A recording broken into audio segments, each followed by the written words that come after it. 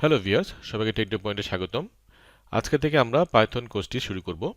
আজকে আমরা জানবো যে পাইথন কি এবং পাইথনের কিছু গুরুত্বপূর্ণ বৈশিষ্ট্য নিয়ে আজকে আমরা আলোচনা করব এবং পরবর্তীতে আমরা জানবো যে কেন আমাদের পাইথন শেখা উচিত এবং পাইথন দিয়ে আমরা কি কি ধরনের কাজ করতে পারি।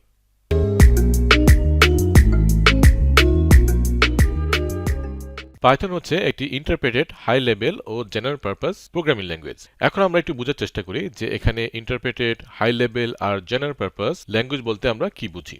আমরা জানি কম্পিউটার শুধু বুঝে 0 আর 1, অর্থাৎ আমরা 0 আর 1 এর মাধ্যমে অর্থাৎ মেশিন কোডের মাধ্যমে কম্পিউটারকে যে ইনস্ট্রাকশন দিয়ে থাকি তাই শুধু কম্পিউটার বুঝতে পারে।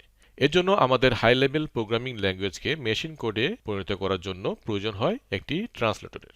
আর এই ট্রান্সলেটর দুই ধরনের হতে পারে, একটি হচ্ছে ইন্টারপ্রেটার আর একটি হচ্ছে কম্পাইলার। এই দুটোরই কাজ হচ্ছে হাই লেভেল প্রোগ্রামিং ল্যাঙ্গুয়েজের সোর্স কোডকে মেশিন কোডে কনভার্ট করা। যে সকল প্রোগ্রামিং ল্যাঙ্গুয়েজের সোর্স কোড ইন্টারপ্রেটারের মাধ্যমে এক্সিকিউট হয়ে থাকে সে সকল প্রোগ্রামিং ল্যাঙ্গুয়েজকে বলা হয়ে থাকে ইন্টারপ্রেটেড প্রোগ্রামিং ল্যাঙ্গুয়েজ। যেমন পাইথন, জাভা এগুলো হলো ইন্টারপ্রেটেড প্রোগ্রামিং ল্যাঙ্গুয়েজ। আর যে সকল প্রোগ্রামিং ল্যাঙ্গুয়েজের সোর্স কোড কম্পাইলারের মাধ্যমে এক্সিকিউট হয়ে থাকে সে সকল প্রোগ্রামিং ল্যাঙ্গুয়েজকে বলা হয়ে থাকে কম্পাইলড প্রোগ্রামিং ল্যাঙ্গুয়েজ। যেমন সি, সি প্লাস প্লাস এগুলো হলো কম্পাইলড প্রোগ্রামিং ল্যাঙ্গুয়েজ।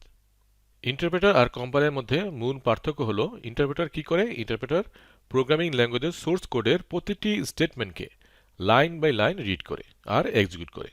আর এক্সিকিউট করার সময় যদি কোডে কোনো এরর পায় তাহলে এক্সিকিউশন থামিয়ে দেয় এবং এরর কোডের পরের কোডগুলো আর এক্সিকিউট করে না যতক্ষণ না আমরা এই কোডের ভুলটিকে ঠিক করে আবার এক্সিকিউট করছি। যেহেতু ইন্টারপ্রেটার সোর্স কোডে লাইন বাই লাইন পড়ে আর এক্সিকিউট করে সেজন্য আমাদের সোর্স কোডকে ডিবাগ এবং মেইনটেনেন্স করা সহজ হয়, কারণ সোর্স কোডে কোনো এরর থাকলে তৎক্ষণাৎ আমরা এররটাকে ধরতে পারছি এবং সেটাকে শুদ্ধ করতে পারছি। আর কম্পাইলার কি করে, কম্পাইলার সম্পূর্ণ সোর্স কোডটাকে একবারে এক্সিকিউট করে মেশিন কোডে কনভার্ট করে। এক্ষেত্রে যদি সোর্স কোড ভুল বা এরর থাকে তাহলে সবগুলো ভুল একসাথে আমাদের দেখাবে, তাই এক্ষেত্রে কোডকে ডিবাগ করা এবং মেইনটেনেন্স করা কিছুটা কঠিন হয়ে থাকে। কিন্তু যেহেতু কম্পাইলার সম্পূর্ণ সোর্স কোডকে একবারে এক্সিকিউট করে সেজন্য ইন্টারপ্রেটার থেকে তুলনামূলক ফাস্টার হয়ে থাকে কম্পাইলার। আবার আমরা যদি মেমোরি এফিসিয়েন্সির কথা চিন্তা করি সেক্ষেত্রে ইন্টারপ্রেটার হচ্ছে মেমোরি এফিশিয়েন্ট হয়ে থাকে, কারণ যেহেতু এটা প্রতিটি লাইন বা স্টেটমেন্টকে পড়ে এবং এক্সিকিউট করে তাই সেক্ষেত্রে কম মেমোরির প্রয়োজন হয়। কিন্তু কম্পাইলার যেহেতু সম্পূর্ণ সোর্স কোডকে একবারে এক্সিকিউট করে তাই মেমোরি তুলনামূলক বেশি প্রয়োজন হয়ে থাকে। একটি কম্পাইলেশন প্রসেস কিভাবে হয়ে থাকে সেটি আমি এই ভিডিওতে দেখেছিলাম। এখানে আমি একটি সি প্রোগ্রামকে ফুল কম্পাইল করে দেখিয়েছিলাম যে কিভাবে প্রতিটি স্টেপ কাজ করে।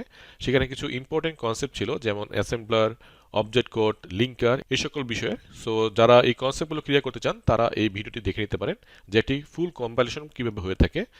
আর ইন্টারপ্রেটার কিভাবে কাজ করে সেটা নিয়ে আমি আরেকটি ভিডিও বানাবো এবং সেখানে কিছু কনসেপ্ট আছে যেমন বাইট কোড, তারপরে ভার্চুয়াল মেশিন, সেগুলো আমরা ক্লিয়ার করার চেষ্টা করব। আশা করি আমাদের ইন্টারপ্রেটার ও কম্পাইলার সম্পর্কে ধারণাটা কিছুটা ক্লিয়ার হয়েছে। ইন্টারপ্রেটার ও কম্পাইলার সম্পর্কে পরবর্তীতে আমরা কোনো ভিডিওর মাধ্যমে বিস্তারিত আলোচনা করব। তাহলে আমরা বুঝতে পারলাম যে পাইথন একটি ইন্টারপ্রেটেড ল্যাঙ্গুয়েজ এবং আমরা এও বুঝলাম যে ইন্টারপ্রেটার কি।